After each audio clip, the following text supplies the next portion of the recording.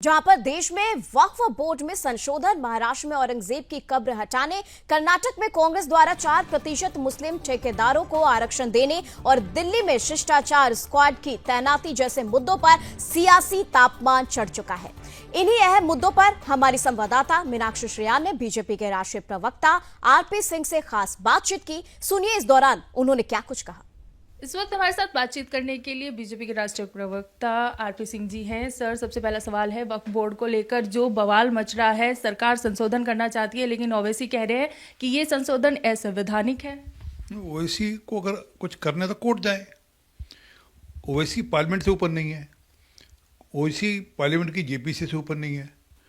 उनका कोई विरोध है, उनके पास कोई तकनीकी और कोई कारण है तो कोर्ट जा सकते हैं। परंतु ओवैसी आज उन लोगों का साथ दे रहे हैं जिन्होंने वक्फ बोर्ड की प्रॉपर्टीज़ पर कब्जा कर रखा है और अपने निजी उपयोग के लिए वक्फ बोर्ड की प्रॉपर्टीज़ का इस्तेमाल कर रहे हैं। ओवैसी को गरीब जो मुसलमान हैं, बहन हैं, जो गरीब बच्चे हैं, उनकी चिंता नहीं।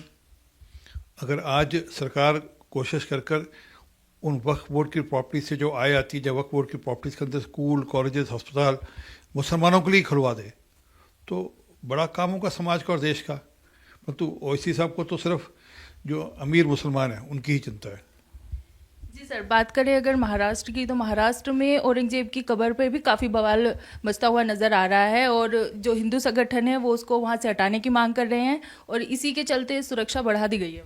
देखिए, कानून के दायरे में रहते हुए जो चीज़ें होंगी वो ठीक होंगी और कानून के अनुसार जो एएसआई का जो 1951 का एक्ट है उसका सेक्शन कोई 35 है जिसके अंतर्गत उसको अमेंडमेंट करने की जरूरत होती है, जिससे पहले भी हुआ है।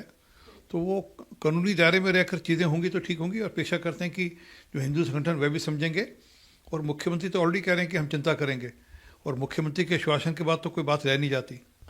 सर, कांग्रेस ने कर्नाटक में 4% ठेकेदारों को, मुस्लिम ठेकेदारों को आरक्षण दिया है। उससे पहले 1000 करोड़ रुपया कांग्रेस के अंदर, कर्नाटक के अंदर 1000 करोड़ रुपया उन्होंने मुसलमानों के लिए अलग से राशि रखी, जिसमें अलग अलग मदों में मुसलमानों की चिंता कर रहे हैं। असल में कि वोट बैंक की राजनीति के चलते पता काम कुछ और कर नहीं रहे। सर, अगर बात करें दिल्ली की, तो दिल्ली की महिला काफ़ी एक्साइटेड नज़र आ रही है। शिष्टाचार स्क्वाड जो है वो आने वाला है मंचलों को सबक सिखाने के लिए। देखिए, दिल्ली के अंदर बड़ी ज़रूरी है कि हम लोग जो बेटियों के साथ, बहनों के साथ जो बदतमीजी होती है उसकी चिंता करें।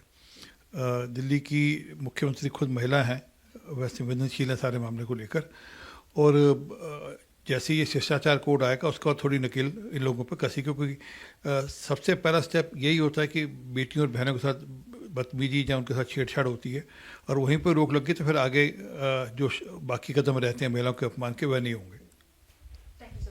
तो ये थे हमारे साथ बीजेपी के राष्ट्रीय प्रवक्ता RP Singh ji. Camera person दीपक के साथ मीनाक्षी श्रेयान, सुदर्शन न्यूज़ दिल्ली।